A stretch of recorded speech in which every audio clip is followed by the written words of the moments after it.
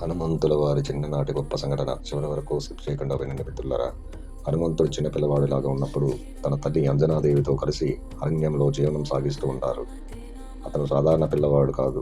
వాయుదేవుని అనుగ్రహంతో పుట్టినందున అతనికి అపారమైన శక్తి, వేగం, ధైర్యం ఉండేవి. అయినప్పటికీ అతను చిన్న పిల్లవాడు మరియు చాలా అమాయకుడు కూడా.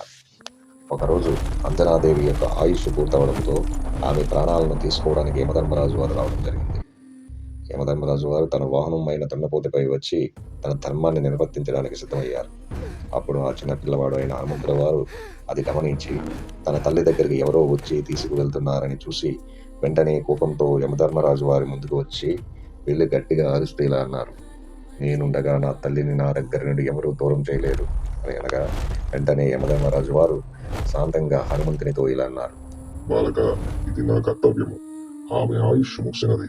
నేను నా ధర్మం ప్రకారము ఆమె ప్రాణాలను తీసుకువెళ్ళడానికి వచ్చాను. నా కర్తవ్యాన్ని నన్ను నిర్వర్తించని అని అన్నారు. కానీ హనుమంతుల వారు యమధర్మరాజు వారి మాటలను ఏమాత్రం పట్టించుకోకుండా తన తల్లి మీద ఉన్న ప్రేమతో యమధర్మరాజు వారిని సైతం అడ్డుకోవడానికి వెనుకడుగు వేయలేదు. చిన్నతనంలోనే యమధర్మరాజు వారితో పోరాటానికి కూడా వెనుకడుగు వేయలేదు. యమధర్మరాజు వారిని సైతం మైమరిపించే విధంగా అతనికి ధీటుగా యుద్ధం చేయడం జరిగింది.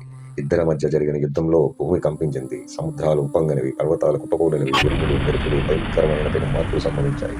దీంతో సకల దేవతామూర్తులు సైతం వారి మధ్య జరిగిన యుద్ధానికి భయంతో దేవతలందరూ బ్రహ్మ, విష్ణు, మహేశ్వరుల వద్దకు వచ్చి వేడుకగా వారిని హనుమంతుడి యొక్క భక్తి, తన తల్లిపై గల అచంచలమైన ప్రేమను, యమధర్మరాజు వారితో సైతం యుద్ధం చేయడానికి వెనుకడుగు వేయని ఆ బాలుడి యొక్క తన తల్లిపై గల అచంచలమైన ప్రేమకు మెచ్చి బ్రహ్మ, విష్ణు, మహేశ్వరుల వారు ఆ యుద్ధ భూమిలో ప్రత్యక్షమై హనుమంతుల వారిని శాంతించమని చెప్పగా, అలాగే యమధర్మరాజు వారిని కూడా ఈ బాలుడు సాధారణమైన బాలుడుగా తన తల్లిపై ఉన్న ప్రేమ, భక్తి చాలా గొప్పవి, అతని భక్తిని గౌరవించాలి అని యమధర్మరాజుల వారికి చెప్పడంతో యమధర్మరాజుల వారు కరుణించి ఆ చిన్న పిల్లవాడు అయిన హనుమంతుల వారి భక్తికి, ప్రేమకు ముగ్ధుడు అయ్యి హనుమంతుల వారికి తల్లి అయిన అంజనాదేవికి మరికొంత ఆయుష్ ఇవ్వటం జరిగింది.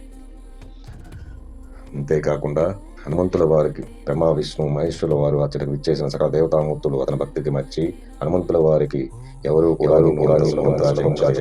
నీకు అపారమైన ఎప్పుడు ఉంటాయి, నీవు ఏమి చేయాలి అది చేయగలవు అని దీవించడం జరిగింది. హనుమంతుల వారి జీవితంలో జరిగిన ఈ యొక్క గొప్ప సంఘటన బట్టి మనం తెలుసుకోవాల్సింది ఏంటంటే, తల్లి ప్రేమకు సమానము మరేదీ లేదు. నిజమైన భక్తి దేవతలను కూడా కదిలిస్తుంది అనడానికి ఈ హనుమంతుల వారి యొక్క కథ ఒక నిదర్శనం. జై హనుమాన్.